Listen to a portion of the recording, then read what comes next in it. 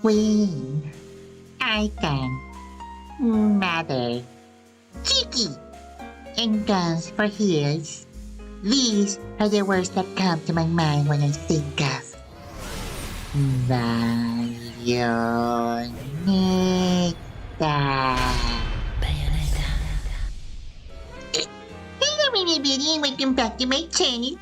It's me, Bubbly. In this video, we're gonna be reviewing and yapping about the Queen of Queens, Bayonetta. Bayonetta was directed by the legendary Hideki Kamiya, the one who also directed globally acclaimed titles like Devil May Cry, Resident Evil 2, Okami, Beautiful Joe, and many others. Bayonetta is, however, the queen among her siblings. And I mean, how can she not? She's a modern take on a hot, sexy witch that literally shoots from her heels and dances to summon demons while dressed up in her own hair. Also, she's very, very hot. She's not only all that, but also very powerful. Bayonetta does not take herself seriously though, and we love her for that. The game starts with you waking up as Bayonetta after a 500 years of slumber with a really bad case of amnesia. I know, very original. Anyways, not only does she have amnesia, but it seems that she has pissed off heaven itself and a legion of aliens is after her. On the road of finding out what happened, Bayonetta not only finds a shocking truth, but also herself. Quite literally. Now, I ain't gonna lie. The story sucks. It turns out to be a hot boo-boo maze that makes less sense the more you think of it. But the story's not the reason you wanna play Bayonetta. You play Bayonetta to dive into the fantasy. The game lets you become a badass witch who kills angels for breakfast. And on heels. And you do so in the most ridiculously coolest and sexiest way possible. In Bayonetta, you hack and slash and slay your way through enemies. You can choose from a wide variety of weapons that you can set up on both your hands and heels. This provides you with a delicious pool of combos that will definitely satisfy your appetite for slaughter.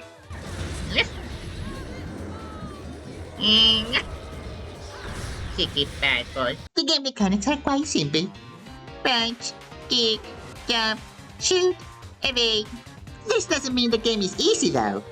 It does have a high skill expression since timing is everything. Once you practice a few combos though, it is very satisfying. Especially when you evade at the right moment an enemy attack to activate twist time and punish your opponents with a hot chain of combos. The enemy pool has a good variety too, and they also look pretty cool. I mean, look at this queen. Yes.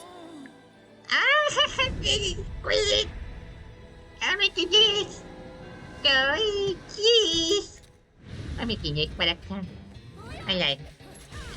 Boss fights, though plenty and epic in scale, can feel a bit too slow in my opinion. Meanwhile, on witch time, it takes forever. They feel a bit like rinse and repeat. This, however, is balanced by the cool cinematics and the ultimate climax attacks. In climax attacks, Bayonetta dances, and with her hair, she summons demons to deliver the final blow to your enemies. And many of those are pretty hot. Trapped in the webs. How do you like that, huh? Oh, jeez. My grandchildren.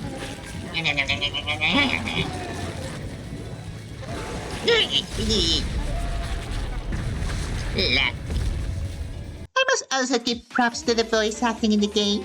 It's pretty well done, especially for Bayonetta and Gun. They truly sound like badass bitches. I've had enough of your philosophical pretensions. Yeah. I won't ask again. Where did you get the girl? Reza, you aren't the person I sealed away 500 years ago. You have the strength to overcome this and fight. Finish this. The other characters are also very well designed. You can tell they had a direction and they checked all the boxes. Even though Bayonetta was released in 2009, that's like older than me, the graphics still stand the test of time. It looks pretty good.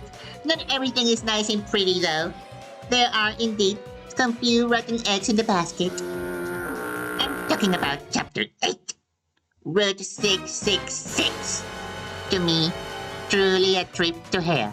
I know this was supposed to feel like a fast, hot, highway chase down a motorcycle with jumps and bullets and whatever, but instead, we just got a long, super repetitive wannabe race game. Honestly, after a few minutes, I just wanted to finally get off that damn motorcycle and fight normally, like in every other chapter. And by every other chapter, I mean every other chapter except chapter 14. Called Isla del Sol. Like, tropical island. It is basically the same as chapter 8, but on a missile. Just messier and somehow even longer. I really, really wanted my tropical island getaway. That being said, there are some other features that don't feel very satisfying to use in game either. For example, I really like the idea of the concoction. The feature to create items in which to quote-unquote brew reagents. Wait, if you want a decent amount, just to use the reagents that you have collected, which cap at 99 each, you must do so one by one. So you really must stir that pot, girl. This makes it so tedious very quickly, and you rarely feel the need to even create one in the first place. Except maybe to heal a little bit, as the game punishes you in your total score if you use an item. So like, what the hell, why would I ever do that? Another thing that I'm not a big fan of is the amount of cinematics. Sometimes a chapter feels like 88% cinematics and 20% gameplay. At the start of the game, they hook you up with funny, badass, and good-looking cinematics. But it seems the budget ran out quickly.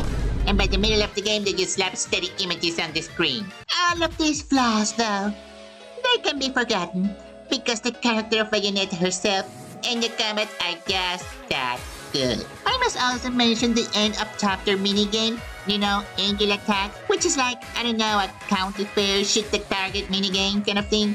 At first it was a bit annoying, especially thinking that I need to do that every time I finish a chapter. But by the end I was really looking forward to play it. It became fun, I think. Oh, and one final thing I need to mention though, is the music. The music really elevates the whole fantasy. It really adds a little bit more of that wink that the game totally exudes all the time. And Bayonetta truly is a masterpiece and became a timeless classic. The IP success continues nowadays, with 2 other titles released.